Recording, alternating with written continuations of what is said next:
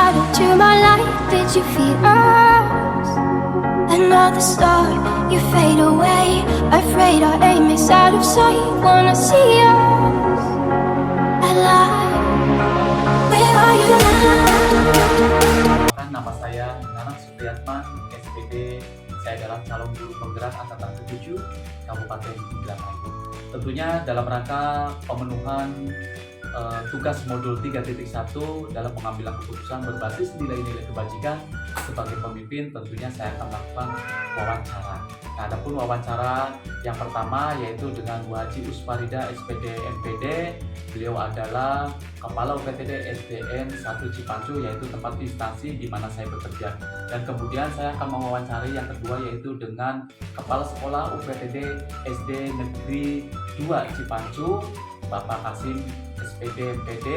Dan yang ketiga saya akan mewawancarai Kepala Sekolah UPTD SD Negeri 2 Mekarjati Kecamatan Laurgelis, yaitu Bapak Haji Ilyas SPD MM. Nah, dari tiga kepala sekolah itu pada hari ini saya akan mewawancarai terkait dengan pengambilan keputusan berbasis nilai-nilai kebajikan sebagai pemimpin, tentunya dalam pemenuhan tugas modul 3.1. Penasaran tentunya? Yuk kita simak.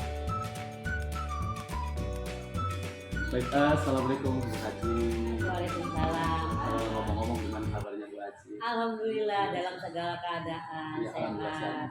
Punten Bu Haji, begini, tentunya saya sebagai calon guru penggerak angkatan ke-7 Kabupaten Indramayu ini dalam rangka pemenuhan tugas modul 3.1 yaitu mengenai pengambilan keputusan berbasis nilai-nilai kebajikan sebagai pemimpin. Ada apa ingin memenuhi kebutuhan tersebut, ingin mewawancarai Bu Haji. Mangga. Kira-kira bersedia Bu Haji ya? Insya Allah. Baik, terima kasih sebelumnya Bu Haji. Kita mulai saja Bu Haji, kita wawancara ini. Baik Bu Haji, selama ini bagaimana Bu Haji selaku pemimpin dapat mengidentifikasi kasus-kasus yang merupakan dilema etika ataupun rujukan moral Bu Haji? Ya, selama ini ibaratnya kalau misalnya menghadapi yang dilema etika tadi ya, Iya. misalnya di sekolah kita lagi ada kegiatan penting, lagi urgen, tahu-tahu ibaratnya ada surat undangan atau panggilan dinas juga yang harus dihadiri oleh saya, itu penting juga. Nah, saat itu saya harus benar-benar bisa mengambil keputusan, kedua-duanya harus jalan. Jadi bisa jadi saya akan mengambil skala prioritas, saya akan tetap berada di sekolah, sementara yang di luar saya tugaskan atau saya minta tolong kepada guru yang lebih senior. Sementara tadi untuk yang satunya, untuk kasus apa tadi, rujukan moral itu contohnya ya mungkin ada di kelas, ya mungkin kita di kelas ada misalnya ada anak yang nilainya rusak atau bagaimana, tapi orang tua karena ada keinginan bagus, orang tua menjanjikan kalau anaknya nilainya diperbaiki misalnya, akan memberikan sumbangsi apa, itu seperti itu juga harus kita perhatikan. Cuman kalau misalnya akan melaksanakan yang tadi yang kedua, dituruti keinginan orang tua, nanti seolah-olah kita bisa dibeli. Tidak akan dilaksanakan yang seperti itu. Iya. Ya, jadi dengan skala prioritas tadi yang disampaikan Bu Haji dan rujukan moral terhadap para orang tua ya Bu Haji yang tadi disampaikan Bu Haji. Nah, kemudian Bu Haji, selama ini bagaimana Bu Haji menjalankan pengambilan suatu keputusan di sekolah Bu Haji ini ya, terutama untuk kasus-kasus di mana ada dua kepentingan yang sama-sama benar ataupun sama-sama mengandung suatu nilai kebijakan. Kebajikan dan kebijakan. Ya, kebajikan ya. Ya, kalau misalnya menghadapi masalah yang sama seperti itu, kita kembali lagi kepada skala prioritas. Ibaratnya mana yang lebih urgen, mana yang lebih dibutuhkan oleh sekolah, itu yang akan diprioritaskan, akan diutamakan, carikan jalan keluarnya seperti itu, Pak. Iya. Nah, setelah itu langkah-langkah ataupun prosedur seperti apa Bu Haji kira-kira yang Bu Haji lakukan selama ini Bu Haji? Kalau untuk menghadapi masalah, kita cari dulu, lihat dulu latar belakangnya apa, latar belakang timbulnya masalah itu apa. Setelah tahu latar belakangnya, kita cari langkah-langkah penyelesaian atau solusinya bagaimana. Setelah itu baru ada treatment atau ibaratnya untuk pelaksanaan pengobatannya, itu ibaratnya untuk mengobati masalah itu dengan cara seperti apa supaya menghasilkan ibaratnya ada jalan keluar, kita keluar dari masalah tersebut, Pak. Jadi cari latar belakang terlebih dahulu Bu Haji. Ya. siap Ya. Bu Haji. Nah, hal-hal apa saja nih Bu Haji yang selama ini Bu Haji anggap lebih efektif dalam pengambilan keputusan pada kasus-kasus dilema etika Bu Haji? Dalam hal ini ya mungkin kita kembali lagi kepada tadi, kembali lagi pada skala prioritas tadi, dilemanya apa, langkah-langkahnya, prioritasnya. Jadi yang paling utama itu yang akan kita laksanakan, mengedepankan yang paling urgen dulu, baru setelah itu mengerjakan yang lainnya, seperti itu Pak. Nah, kemudian hal-hal apa saja yang selama ini merupakan tantangan Bu Haji? Tantangan Bu Haji dalam pengambilan keputusan pada kasus-kasus dilema etika Bu Haji?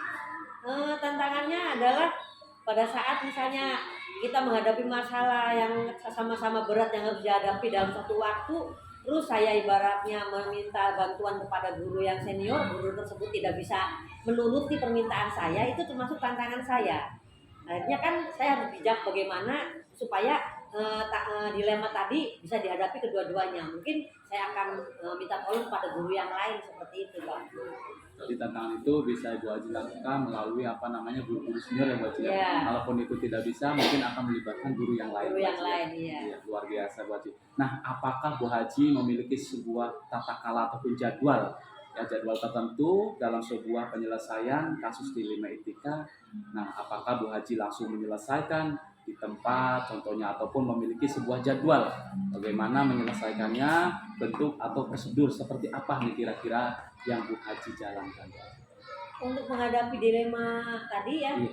tidak ada jadwal khusus. Karena apa? Kalau misalnya ada jadwal khusus itu seolah-olah kita mengharapkan ada kasus, ada masalah. Jadi kita insidental saja pada saat misalnya ada masalah yang sekiranya tidak berat dan kita bisa memberikan jalan keluar, langsung dilaksanakan atau diselesaikan saat itu. Tapi kalau misalnya kasusnya berat, saya butuh ibaratnya referensi, saya harus bertanya dulu pada atasan saya atau ibaratnya musyawarah dulu pada teman-teman semua, baru kita ambil keputusan seperti itu Pak. Jadi penyelesaiannya tidak mesti harus jadwal Iya. susunnya Bu ya. Tidak, Jadi iya. secara Incidental, insidental iya. yang Bu Haji lakukan. Nah, Iya. adakah kira-kira Bu Haji seseorang ataupun faktor-faktor apa yang selama ini mempermudah atau membantu Bu Haji dalam pengambilan keputusan dalam kasus-kasus dilema etika ini? Ada yang ibaratnya namanya kita butuh tempat untuk bertanya ya Pak ya. Yang misalnya kalau di kedinasan tempat bertanya kita kan ibaratnya ke binwil atau ibaratnya ke teman-teman sesama kepala sekolah. Kalau misalnya di rumah ada teman yang buat kita sharing itu dengan pasangan kita seperti itu Pak. Atau dengan rekan-rekan yang lain, dengan rekan-rekan kerja juga itu bisa sebagai teman yang bisa membantu saya untuk mengambil keputusan. Seperti itu Pak. Ya, baik secara kedinasan Bu Haji ataupun di rumah ya Bu Haji, Iya, ataupun ada. rekan-rekan sejawat Bu Haji ya. Ada iya. Ya. Iya. Nah, kemudian dari semua hal yang telah disampaikan Bu Haji, nah, pembelajaran apa yang dapat Bu Haji petik dari pengalaman Bu Haji dalam pengambilan keputusan dilema ini? Jadi dalam kesimpulannya ya dari ibaratnya menghadapi masalah seperti itu, ya kita kembalikan lagi kepada skala prioritas. Mana yang lebih urgen itu yang harus diselesaikan secepatnya gitu Pak. Iya. Ya, luar biasa nih Bu Haji. Artinya percakapan pada sesi kali ini luar biasa dan mudah-mudahan ini juga menjadi pembelajaran untuk saya juga Iya, Bu Haji. mudah-mudahan ada ikhlasnya Pak. Alhamdulillah, Ya. ketika ke depan saya menjadi seorang pemimpin juga bisa mengikuti alur-alur yang sampai seperti Bu Haji tentunya Amin. di dalam praktek Amin. seperti pengambilan keputusan ini khususnya Bu Haji. Ya. Luar biasa, makasih banyak Bu Haji atas Bangga. waktunya. Semoga sehat selalu. Amin. Terima kasih Bu Haji ya. Bangga. Assalamualaikum warahmatullahi wabarakatuh. Assalamualaikum Pak.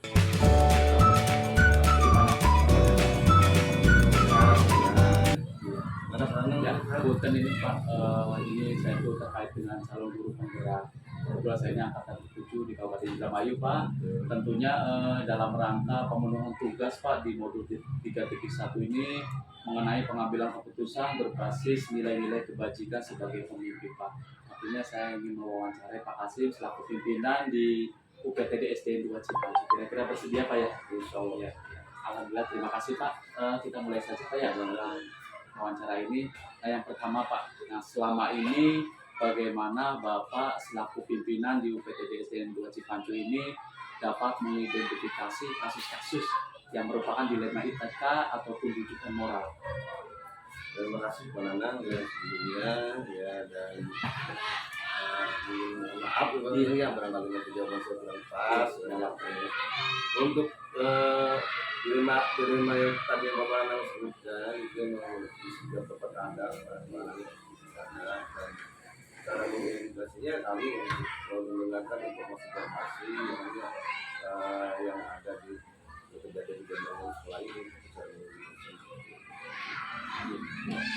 Kemudian selama ini Pak, bagaimana Bapak selaku pimpinan menjalankan di dalam pengambilan keputusan di sekolah, terutama untuk kasus-kasus di mana ada dua kepentingan Pak, yang sama benar ataupun sama-sama mengandung nilai kebajikan Pak? Jadi di dilema-dilema yang ada di sekolah atau di tempat kita bekerja itu memang ada ya dalam rangka ada yang permasalahan itu benar, ini benar, ada juga yang salah tetapi diputuskan itu artinya salah keputusannya itu ya namanya dilema moral ya kan dilema moral salah tetapi diputuskan ya, untuk kerjaan. Itu kami ini dalam mengerjakan itu adakan dulu ini apa pasti dulu ya atau gimana yang berkepentingan sama-sama benar atau salah yang mengandung nilai kebajikan. Ya, soal itu ya kita ini yang pertama disandingkan dulu dengan aturan Pak. Dengan aturan dulu sandingkan dengan aturan. Walaupun memang yang namanya kebijakan ini kan kadang-kadang di luar aturan aturan, tapi kalau memang itu sama-sama benar, ya kita ayo kita beriung untuk berdiskusi ya kan ya mana yang lebih baik dan emang kalau itu memang benar ayo kita akan laksanakan. Kalau memang itu ada perbedaan ya kita mana yang bedanya ambil cara yang baiknya mana yang bagusnya jalan tengahnya. Tidak kan kalau banyak itu yang salah karena bisa orang dia asal itu harus diputuskan ya banyak ini dia salah siswa salah atau guru salah atau karyawan salah tetapi harus diputuskan oleh kita. Kalau putuskan banyak kita sakit, kamu udah diputasi, kamu udah keluar, kan baik. Atau siswa banyak, kamu tidak apa, kalian tidak lulus atau tidak naik, kan tidaknya ini kita mana itu adalah kebijakan kelas sekali. Bagaimana? Nah kita solusinya apa? Ya kan ya, mengapa pendidikan itu solusi karena solusinya begini gitu. Iya.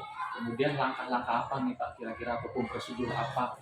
Nah, yang biasa Bapak lakukan selama ini? Betul, prosedurnya pertama ya kalau identifikasi dulu, identifikasi apa permasalahannya, kok tidak begini, lalu dirinci terus kalau makan apa. Setelah ditanyakan, Pak, di sini ada kasus banyak, jadi apa sih permasalahannya?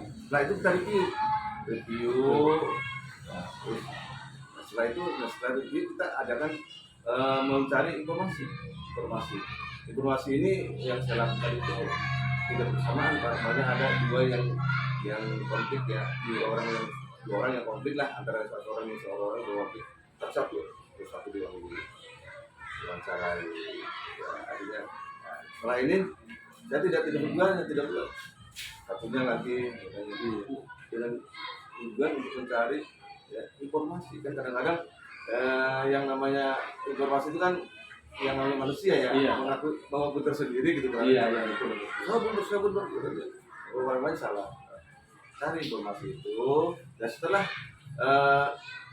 dua-duanya ada keterangan kita mencari saksi juga saksi artinya barangkali mendengar yang lainnya yang dari anak dari apa kalau guru ya kan ya kalau anaknya dari temannya atau dari orang tuanya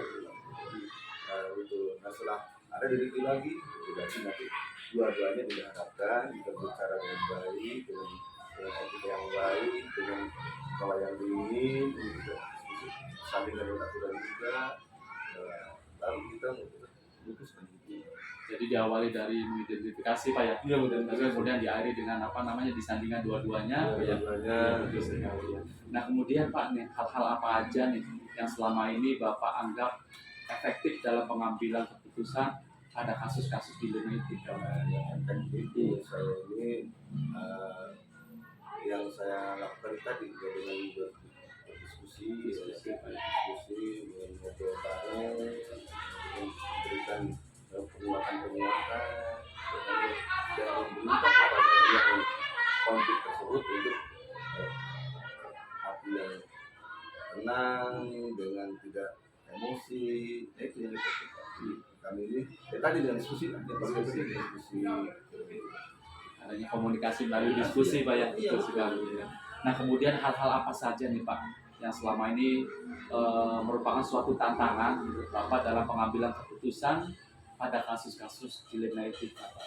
Ketika yang benar, berarti kan ya, tantangannya ya mungkin semua ada tantangan.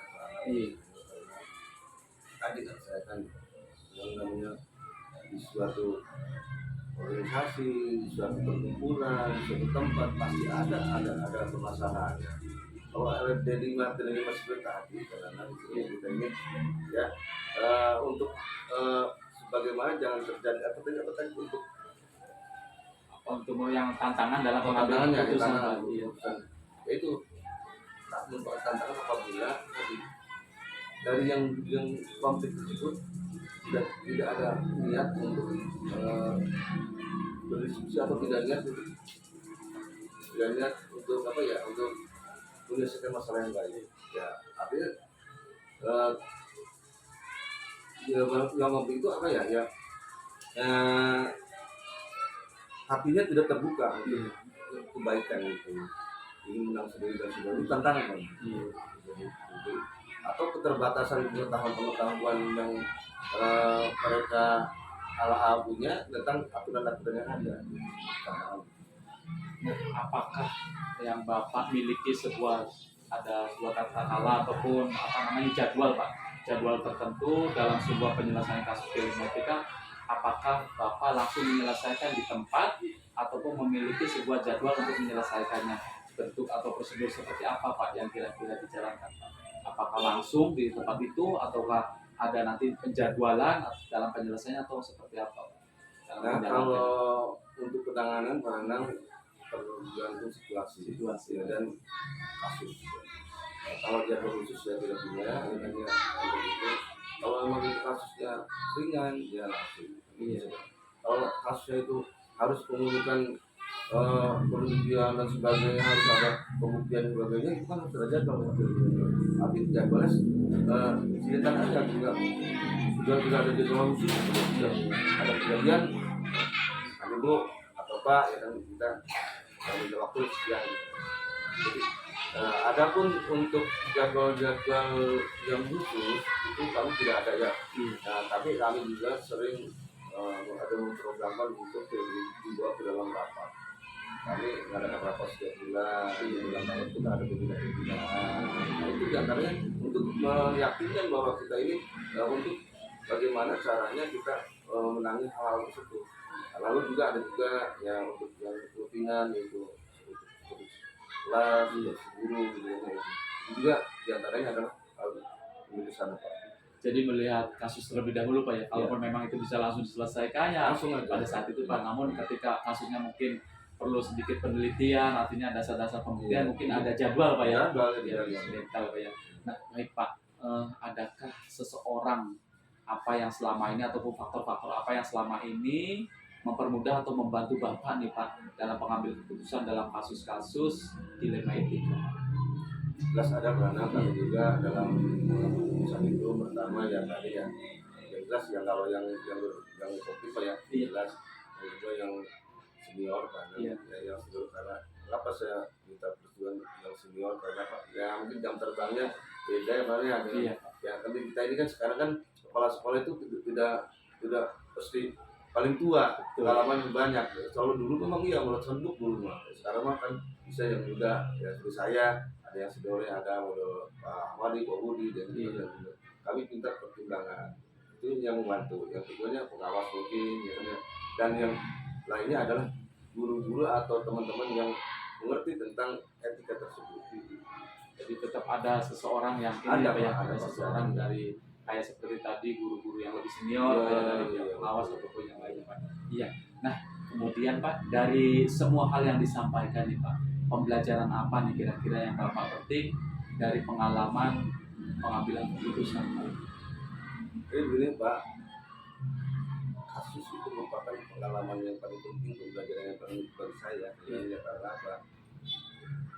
Sekarang saja Pak, karena sejak saya diangkat awal, saya bingung bagaimana saya bekerja, apalagi ada permasalahan ya.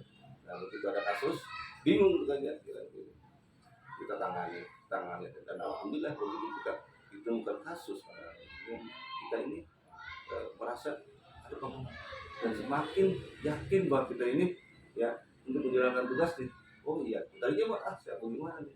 Jadi dengan adanya kasus karena itu kita tuh jangan itu merupakan pengalaman baik kita. Apalagi nanti penanang lah mungkin ya yang sekarang ya mungkin dalam rangka ke sana menjadi pimpinan itu bahkan kayak gitu. Kalau ada kasus jangan jangan menganggap kasus itu adalah berat, jangan. Kita cari solusinya bagaimana kasus ini. Lalu jangan kasus tersebut adalah jangan dianggap musuh bagi kita, jangan. Jadi makanya kalau ada kasus saya kita belajar bagaimana. Dan insya Allah nanti kita dalam menghadapi pekerjaan itu kita akan lebih dewasa. Jadi menjadikan suatu pembelajaran Pak ya, dengan apa namanya kasus-kasus dengan berbeda tentunya Pak ya, tentunya adanya suatu solusi, artinya titik temu ya Pak ya pastinya. Ya luar biasa sekali nih Pak, alhamdulillah wawancara pada hari ini. Tapi saya pesan ke Penanang nanti katanya untuk ke Penanang nanti kalau berpimpinan itu kalau kasus-kasus setelah kasus itu terjadi itu kita bilangan lah rasa benci kepada yang kasus tersebut. Itu akan membantu kita Pak. Kita anggap saja kita ini belajar bagi kita dan terima kasih kepada yang kasus terus Pak untuk mendidik kita atau mengajarkan kita bagaimana cara jadi pemimpin yang bijak. Itu luar biasa sekali Pak. Baik, alhamdulillah ini wawancara ini alhamdulillah pertanyaan-pertanyaan sudah saya sampaikan semua dan mudah-mudahan terutama untuk saya pribadi Pak, apa yang Bapak sampaikan di sesi wawancara ini itu menjadikan pembelajaran buat saya Pak, karena memang saya lihat jawaban apa yang Bapak sampaikan luar biasa sekali Pak, sangat bermotivasi untuk saya pribadi Pak. Alhamdulillah luar biasa. Sekali lagi saya ucapkan banyak terima kasih Pak sudah menyita waktunya. Alhamdulillah ya, sama-sama Pak. Itu saja Pak. Assalamualaikum warahmatullahi wabarakatuh.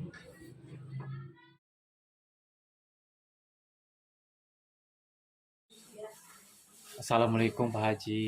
Waalaikumsalam warahmatullahi wabarakatuh. Ngomong-ngomong gimana nih kabarnya Pak Haji? Sehat Pak Haji? Alhamdulillah sehat. Alhamdulillah Pak Haji ya. Punten Pak Haji, mohon maaf mengganggu atas waktunya. Begini Pak Haji, saya ini mengikuti program guru penggerak Pak di Angkatan 7 Kabupaten Indramayu. Nah dalam rangka pemenuhan tugas tentunya Pak di modul 3.1 ini, yaitu mengenai pengambilan keputusan berbasis nilai-nilai kebajikan sebagai pemimpin. Nah tentunya saya ingin kesediaan Pak Haji untuk wawancara Pak. Kita proses tanya jawab Pak. Kira-kira bersedia Pak Haji ya? Insya Allah bersedia. Alhamdulillah, terima kasih Pak. Baik Pak, kita melangkah ke pertanyaan yang pertama Pak ya. Nah selama ini Pak Haji, bagaimana Pak Haji selaku pimpinan di UPTD SDN 2 Mekarjati ini dapat mengidentifikasi kasus-kasus yang merupakan dilema etika ataupun bujukan moral, Pak? Sebagai seorang pimpinan di sebuah instansi pendidikan, pasti akan beragam kasus yang akan dihadapi. Baik itu kasus yang keduanya benar, tetapi saling bertentangan, yang dikenal sebagai dilema etika. Ataupun kasus yang salah satunya benar dan yang lainnya salah. Kedua kasus tersebut harus dapat diidentifikasi dengan benar agar tidak ada kesalahan dalam pengambilan keputusan. Cara saya yang mengidentifikasi yang mana dari kedua kasus tersebut adalah dengan memahami masing-masing kasus. Tentu saja untuk memahami kasus-kasus tersebut, saya harus berkomunikasi dengan pihak-pihak yang terlibat. setelah permasalahan sudah dipahami, maka saya perlu melakukan beberapa hal untuk bisa memetakan apakah kasus tersebut merupakan rujukan moral atau dilema etika. Untuk itu perlu dibuatkan daftar pertanyaan identifikasi kasus. Syarat sebuah kasus merupakan dilema etika jika kedua masalah yang berbenturan tersebut tidak melanggar hukum dari serta norma-norma yang berlaku atau menimbulkan ketidaknyamanan sosial. Jika kasus yang diidentifikasi lolos dari syarat-syarat tersebut, maka dipastikan itu adalah kasus dilema etika. Dan sebaliknya, jika syarat-syarat di atas tidak dipenuhi, maka itu adalah kasus rujukan moral. Nah, baik Pak Haji, selama ini Pak, kira-kira bagaimana Pak Haji menjalankan suatu pengambilan keputusan di sekolah nih Pak Haji, terutama untuk kasus-kasus di mana ada dua kepentingan Pak, yang sama benar ataupun sama-sama mengandung nilai kebajikan Pak. Untuk kasus dilema etika, saya akan mempertimbangkan kedua hal yang sama-sama benar tersebut, menunjukkan faktor apa atau pihak mana. Apakah kepentingan perorangan atau banyak orang, mengandung nilai-nilai kebenaran atau kesetiaan, rasa adil atau belas kasihan, ataukah berdampak untuk saat ini atau seterusnya. Langkah-langkah apa nih Pak Haji ataupun prosedur seperti apa nih yang Bapak Haji lakukan selama ini Pak? Suara hati dan nalar hati harus sejalan untuk memilih kebenaran yang paling kecil mudaratnya dan besar manfaatnya. Dengan mempertimbangkan kepentingan peserta didik, jika kasus itu berhubungan dengan peserta didik, berdasarkan pada prinsip berpikir berbasis hasil akhir, berpikir berbasis peraturan, dan berpikir berbasis rasa peduli. Tahap berikutnya, lakukan investigasi dengan memeriksa kembali fakta-fakta dan temuan peluang. Lalu, buatlah keputusan. Lalu keputusan ditinjau kembali hingga keyakinan kebenaran itu ada. Dan insya Allah, dalam bimbingan ilahi, keputusan yang saya ambil adalah keputusan yang bertanggung jawab. Nah, hal-hal apa saja nih Pak kira-kira yang Bapak Haji anggap lebih efektif Pak dalam pengambilan suatu keputusan yang tentunya pada kasus-kasus dilema etika Pak? Dalam kasus pengambilan keputusan dengan dilema etika, hal efektif yang perlu dilakukan adalah dengan menyederhanakan pokok permasalahan dan membangun kebijaksanaan. Hal-hal apa saja Pak yang selama ini merupakan suatu tantangan Pak dalam pengambilan suatu keputusan pada kasus-kasus dilema etika Pak? Hasil keputusan yang diambil mungkin akan pihak-pihak yang tidak dapat menerima sepenuhnya.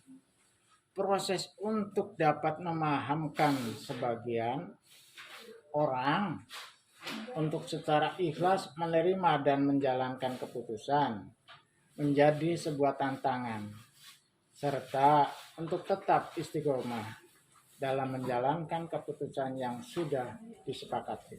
Ya, tentunya dari pengambilan keputusan itu dengan berbagai macam karakteristik Pak ya, artinya ada yang menerima, ada pun yang tidak Pak ya. Nah, selanjutnya Pak, apakah dari Pak Haji ini memiliki sebuah tata kala Pak? Tata kala ataupun jadwal Pak, maksudnya jadwal tertentu dalam sebuah penyelesaian kasus dilema etika. Nah, apakah Pak Haji ini langsung menyelesaikan di tempat tersebut ataupun memiliki sebuah jadwal Pak untuk menyelesaikannya? Nah, bentuk ataupun prosedur seperti apa yang Pak Haji jalankan pada saat ini Pak? Tidak ada jadwal tertentu dalam menyelesaikan sebuah kasus. Prioritas kasus mana yang perlu diselesaikan secepatnya. tergantung dari jenis kasus dan pentingnya kasus tersebut diselesaikan secepatnya agar tercipta lingkungan sekolah yang sehat, kondusif buat semua warga sekolah. Kemudian ini Pak, adakah seseorang Pak ataupun faktor-faktor apa yang selama ini mempermudah ataupun membantu Pak Haji dalam pengambilan suatu keputusan dalam kasus-kasus dilema etika Pak? Komunikasi yang baik dengan semua warga sekolah, pengelolaan emosi yang baik dengan pemahaman tentang teori pengambilan keputusan sebagai seorang pimpinan menjadi faktor yang mempermudah dan membantu dalam pengambilan keputusan. Ya, artinya yang Pak Haji lakukan selama ini artinya ada suatu komunikasi ya Pak ya, suatu komunikasi dalam memberikan suatu keputusan Pak ya. Nah selanjutnya Pak, ini mungkin pertanyaan yang terakhir dari saya Pak. Dari semua hal yang telah Bapak sampaikan, pembelajaran apa yang dapat Pak Haji petik, yang Pak Haji petik dari pengalaman Bapak dalam pengambilan keputusan dilema etika?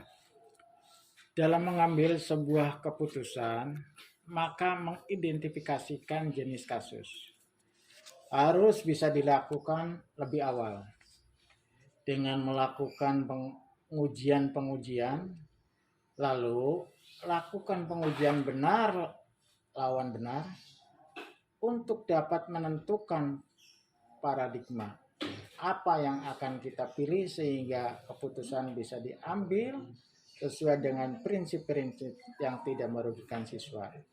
Ya, luar biasa nih Pak Haji, apa yang tadi telah dijawab atau telah disampaikan oleh Pak Haji. Alhamdulillah ini merupakan suatu motivasi untuk diri saya Pak. Mudah-mudahan dengan percakapan ini, dengan sesi tanya jawab ini, banyak pembelajaran khususnya untuk diri saya pribadi.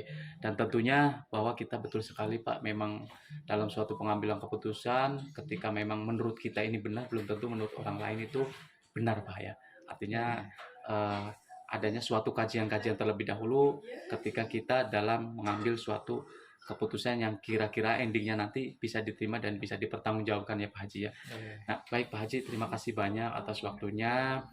Mohon maaf sudah mengganggu waktunya Pak Haji di kesibukan ini. Pak Haji menyempatkan untuk ada sesi tanya jawab ini Pak. Terima kasih banyak Pak Haji. Ya sama-sama. Ya. Baik Pak Haji, langsung saja mungkin saya langsung minta pamit pulang Pak Haji. Terima kasih banyak. Ya, assalamualaikum warahmatullahi wabarakatuh. Waalaikumsalam warahmatullahi wabarakatuh.